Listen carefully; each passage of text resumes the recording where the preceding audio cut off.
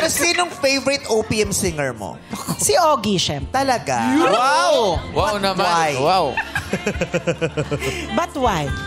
Eh kasi friends tayo. Safest. Bago na nga ako ngayon eh. Hindi, at saka ang dami kasing magagandang kanta ni Ogie. Itanongin mo yung bago na ngayon. Ano yung bagong kanta ni Ogie? Hindi, sino yung mga bagong idol? After Ogie, sino na yung mga bago mong idol? Siyempre, doon ka na sa Darren, di ba? Taray! Hindi, love ko talaga si Darren. Sinabi ko yan sa kanya. Yeah. Hindi nga nakapanood ng concert. Dapat ituro mo kay Janice yung step kasi love ka niya. She would love to do that. Yes. Okay lang po ba? Yan na si dancing with her favorite young singer now. Patingin. Kahit doon po sa chorus. Ako ay bibitaw mo. Oh.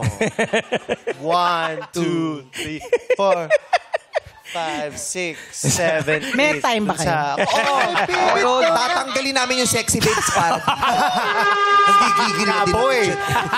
Nagigigil ka na? Ba't ka nagigigil? Nag-i-expect pa naman ako mag-judge ako ng sexy babes. Ano? Gusto sana namin. Ako. Pero gusto ko raw kasi ni Darren turuan kang kumanta kaya hindi ka napunta. At saka Kaya po sumayaw. Okay, Seryoso ba to? sabayan natin. Sabayan natin. Mapaproud si Kyla nito. Chorus to, chorus. Alright, let's go.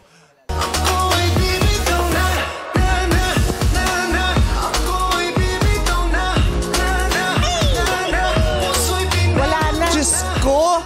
Galing Kung po. nakita niyo na kung paano sumayaw to dati. Gusto niyo bang makita? Akin na yung phone ko. Papakita lang. Iba ang sayawan ni Jessica. Grabe, mahanap. Meron. Talaga, hindi ko na napigilan. Sinend ko talaga sa kanya. Wait lang. Ha? Sabi ni Janice, di ba sabi niya manghuhula lang? Bakit may ganyan? Oh my Di ba God. sabi niya manghuhula lang? Yeah. Oh my God. Oh, ayun si Pak. Janice, Julie B. Oh, Pak. Oh, Pak. Oy. Oh. Oh, Pak. Oh. Sabi ko nga, Janice, kung ngayon mo ito ginawa, isipin ko nag-audition ka sa Viva Max. Nagmamaikling Ang cute shorts eh. pala ako dati. Oh. Yeah. Super hot.